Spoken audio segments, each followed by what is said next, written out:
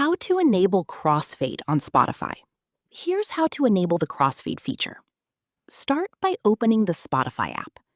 From the Home, Search, or your Library tab, tap your profile picture in the top left corner. Next, tap Settings and Privacy, then select Playback. Scroll down until you find the crossfade option. However, if you're using an older version of iOS or an older version of the Spotify app like I am, you may not see this option in the playback settings. I'll show you the exact steps with screenshots, so simply follow the instructions shown on the screen. By default, it's usually set to 0 seconds, which means songs will end completely before the next one starts. To enable crossfade, simply drag the slider to your preferred duration.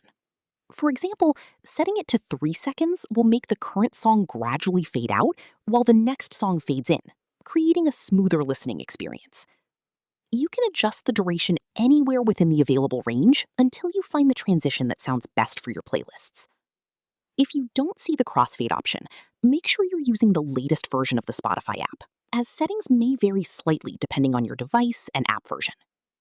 That's it. Spotify will now automatically apply your selected crossfade setting whenever you play music.